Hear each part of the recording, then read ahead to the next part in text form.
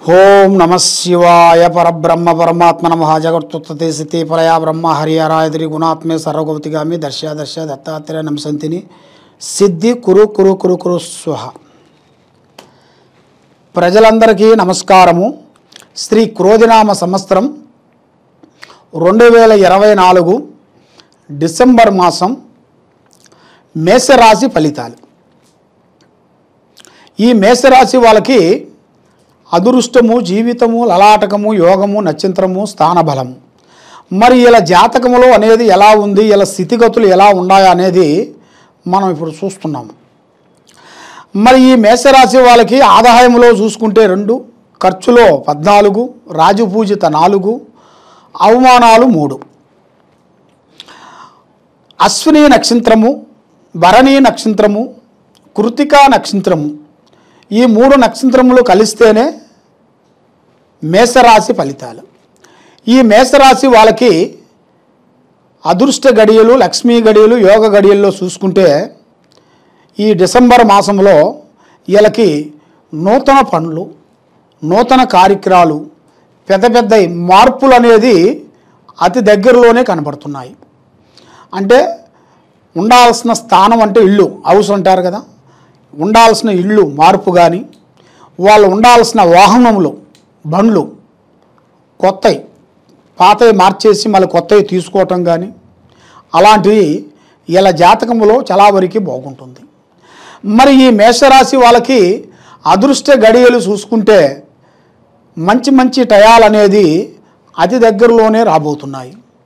కాబట్టి ఇలా మనస్తత్వము, ఆలోచన విధానం ఎలా ఉంటుందంటే ఎదుటివాడు ఏ విధంగా చెప్పినా కూడా అదే ఎక్కువగా మైండ్లో పెట్టుకుంటారు. వీళ్ళు ఎవరన్నా ఏదన్నా చేయాలనుకున్నా, ఏదన్నా చెప్పారనుకోండి, అదే ఆలోచనలు, అదే ఐడియాలు, అదే ఆలోచనలోకి వెళ్ళిపోతుంటారు. వాళ్ళు ఏది చెప్పినా సరే, మంచి చెప్పినా అలాగిస్తారు, చెడు చెప్పినా అలాగిస్తుంటారు. కాబట్టి మనం తెలుసుకోవాల్సింది కొంచెం ఉంటుంది.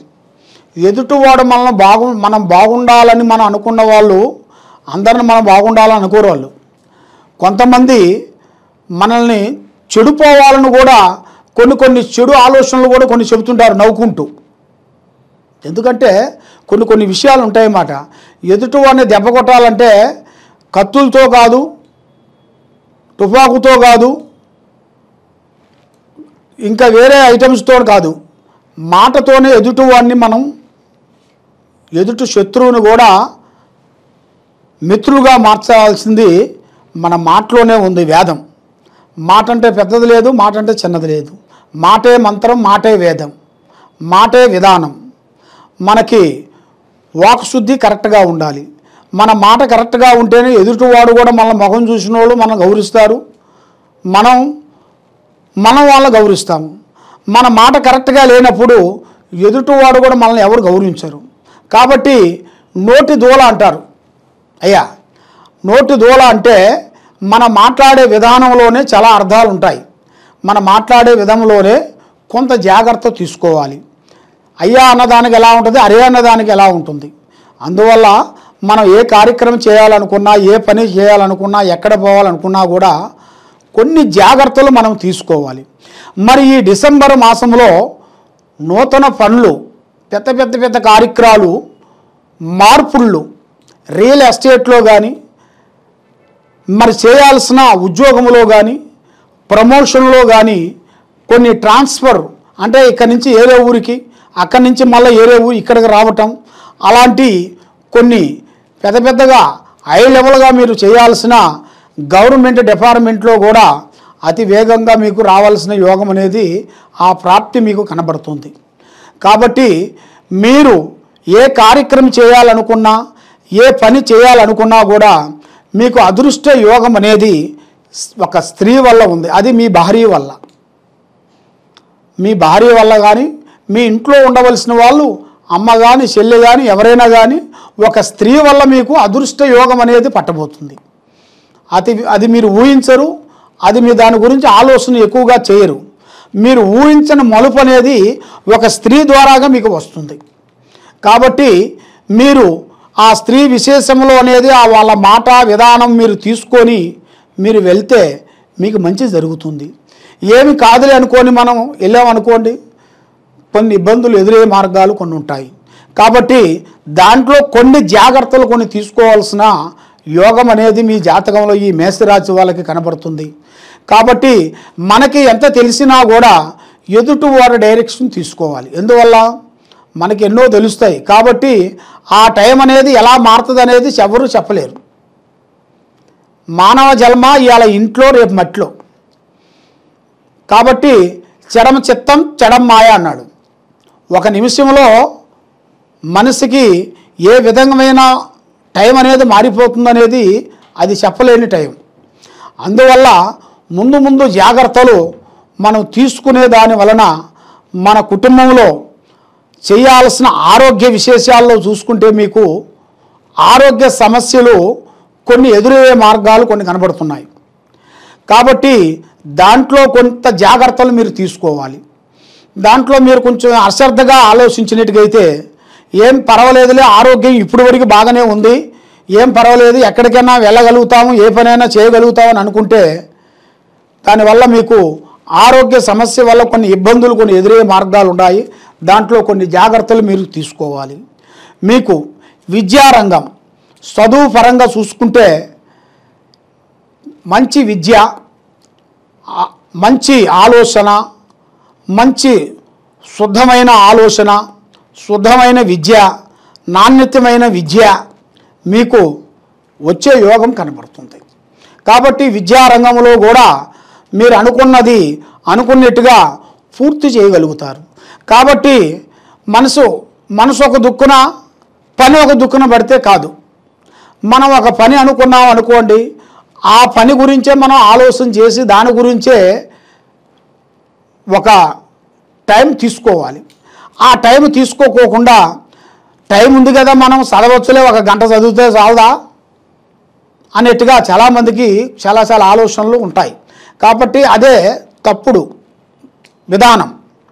ఆ తప్పుడు విధానంలో పోకూడదు.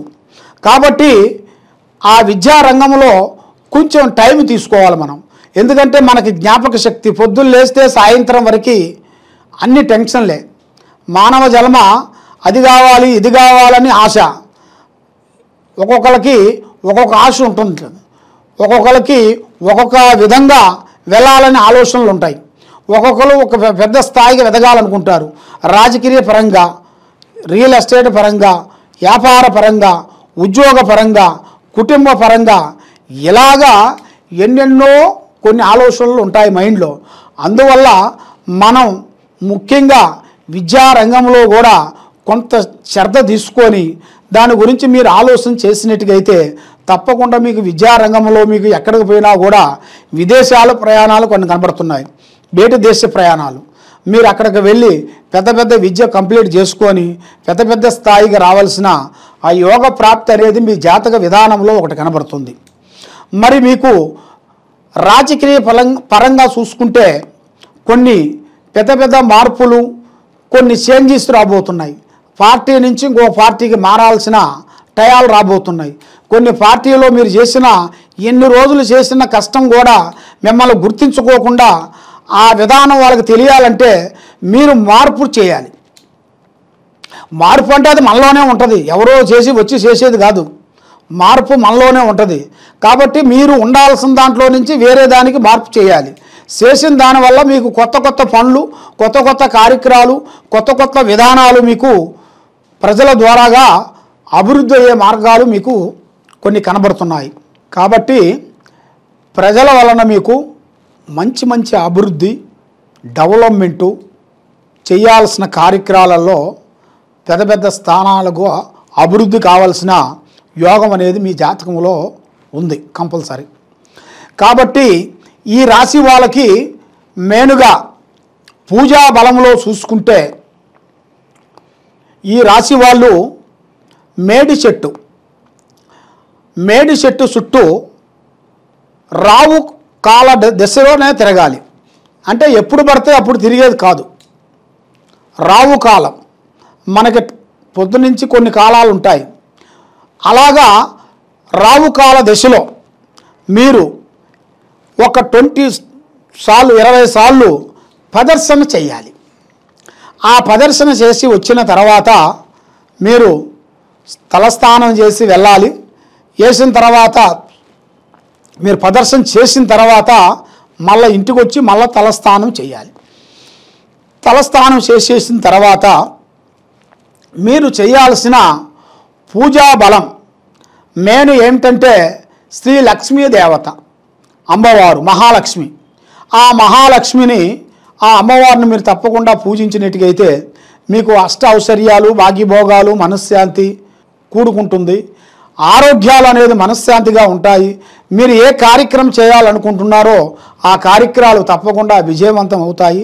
కాబట్టి మీరు ఎక్కడెక్కడో పోయి జ్యోతిష్యం చెప్పించుకొని నిరాశ చెంది ఉన్నారు కాబట్టి తప్పకుండా ఈ కింద ఉండాల్సిన నెంబర్కి మీరు ఒక్కసారి మీరు ఫోన్ చేసి మమ్మల్ని సంప్రదించినట్టుగైతే మీ యోగాన్ని బట్టి మీ నక్షత్రాన్ని బట్టి మీరు పుట్టిన టయాన్ని బట్టి మీ జాతక యోగాన్ని బట్టి మేము చూసి జాతక చక్రం వేసి మీకు అన్ని విషయాలు మేము చూసి చెప్పగలుగుతాము. మీకు ఏ సమస్య ఉన్నా కూడా తప్పకుండా ఈ కింద ఉండాల్సిన నెంబర్కి సంప్రదించండి. సర్వే జనా సుఖినో భవంతు. ఓం నమః శివాయ నమః.